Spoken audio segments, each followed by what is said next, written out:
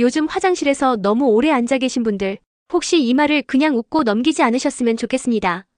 변비쯤이야. 그냥 물 많이 마시고 유산균 좀 챙기면 되겠지. 그런데요, 그게 노인성 변비라면 얘기가 완전히 달라집니다. 변비를 오래 방치하면 어떻게 되느냐고요? 진짜로 장이 터질 수 있습니다. 실제로 응급실로 실려오는 노인 환자 중 상당수가 며칠째 변을 못 봤어요라는 말로 진단이 시작됩니다. 그리고 그 끝이 장천공, 즉 장이 찢어지는 상황까지 가는 경우도 적지 않죠. 오늘 영상은 절대 과장이 아닙니다. 특히 60대 이상 부모님이나 가족을 둔 분들이라면 혹은 지금 직접 겪고 계신 분들이라면 이 내용을 끝까지 보셔야 합니다. 변비라는 말을 들으면 대부분은 가볍게 생각합니다. 조금 더부룩하고 배가 좀 아프고 화장실 가는 게 불편한 거라고요. 그런데 문제는 노인성 변비는 일반적인 변비와 전혀 다르다는 점입니다. 노인성 변비는 단순히 변이 잘 안 나오는 상태를 말하는 게 아닙니다. 나이가 들면서 생리적으로, 구조적으로, 그리고 약물이나 질병의 영향으로 장운동 자체가 비정상적으로 느려지고 배변 기능이 약해지는 현상을 말합니다. 쉽게 말하면 화장실을 가야 한다는 신호 자체를 몸이 잘 못 느끼고 신호가 와도 힘을 줄 수 있는 근육이 예전 같지 않아서 배변이 아예 어려워지는 상태죠. 게다가 그 상태가 몇 주, 몇 달씩 이어지면 어떻게 될까요? 장 안에서는 딱딱하게 굳은 대변이 점점 더 쌓이게 되고 그게 결국 장벽을 압박하다가 터지는 상황까지 이어질 수 있습니다. 이쯤 되면 단순히 불편한 게 아니라 진짜 생명이 위험한 문제로 번질 수 있다는 말입니다. 노인성 변비가 무서운 건 단순히 장이 터지는 것만이 아닙니다. 문제는 그 과정에서 몸 전체가 망가진다는 점입니다. 우선 대변이 장에 오래 머무르게 되면 그 안에 있는 독소가 계속해서 장벽을 자극하게 됩니다. 이 독소들이 혈류로 조금씩 흘러들어가면 만성염증, 그리고 면역력 저하, 심하면 폐혈증까지 이어질 수 있습니다. 또 하나 중요한 건 노인들의 신체 구조적 변화입니다. 나이가 들면 장의 길이와 위치가 조금씩 달라지고 복근이나 골반 저근육이 약해지기 때문에 배변에 필요한 힘 자체가 줄어들게 됩니다.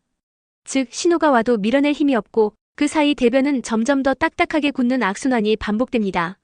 이때 병원에 가면 어떻게 되는지 아시나요?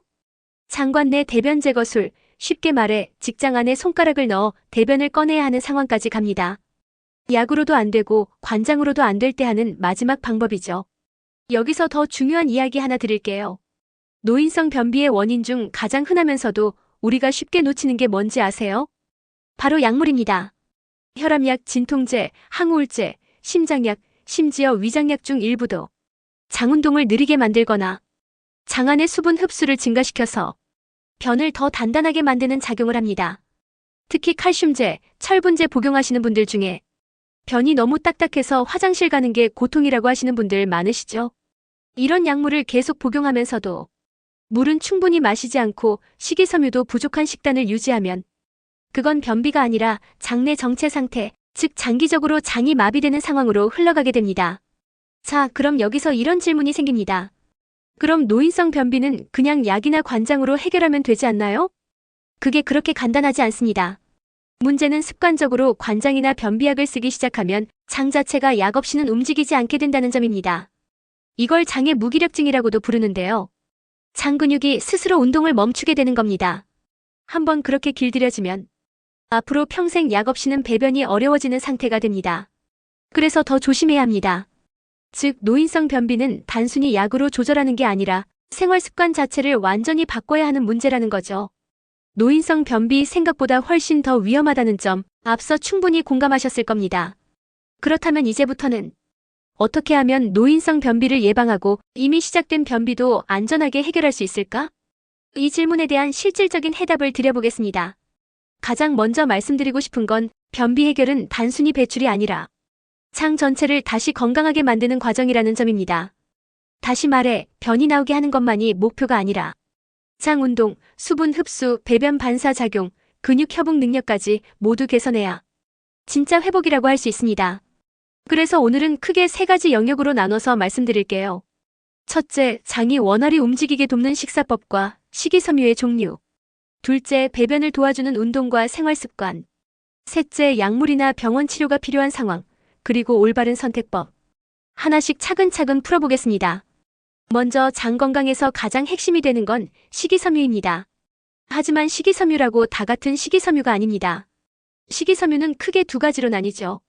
수용성 식이섬유와 불용성 식이섬유, 둘의 역할이 조금 다릅니다. 불용성 식이섬유는 주로 현미, 보리, 고구마 껍질, 콩류, 각종 채소에 풍부하고 배변량을 늘리고 장을 자극해 배출을 돕는 역할을 합니다. 반면 수용성 식이섬유는 사과, 바나나, 당근, 오트밀, 보리, 미역, 다시마 등에 들어있고 장내 유익균의 먹이가 되며 변을 부드럽게 만들어 배출을 쉽게 해주는 역할을 하죠.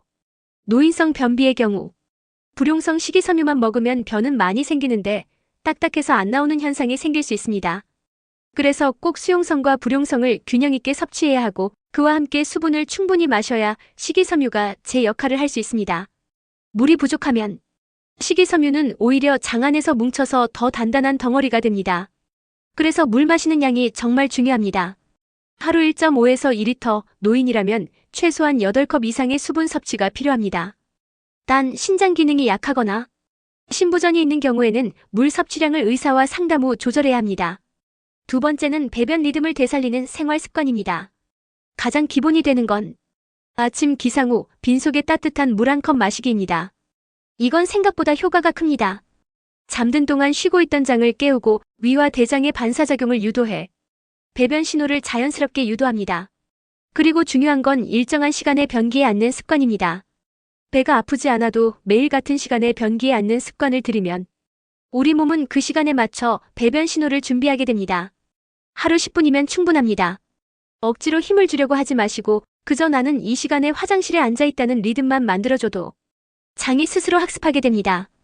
그리고 노인성 변비의 경우 운동도 필수적입니다. 장 운동은 결국 복근, 골반 근육, 요추 주변 근육의 협동작용이기 때문에 매일 가벼운 걷기, 그리고 복부 마사지, 무릎 당기기, 골반 올리기 같은 간단한 스트레칭을 꾸준히 해주는 게 중요합니다. 특히 추천드리고 싶은 건 양손으로 무릎을 배 쪽으로 당겼다 펴는 동작입니다. 이건 장의 모양을 따라 압박을 주기 때문에 장벽에 직접적인 자극이 전달되어 가스 배출, 변의 이동을 동시에 도와주는 효과가 있습니다. 자, 이제 마지막으로 약물과 병원 치료에 대해 꼭 아셔야 할 이야기를 드리겠습니다. 노인성 변비는 상태에 따라 몇 가지 치료 옵션이 있습니다. 가장 흔히 사용하는 건 완화제, 즉 변비약이죠.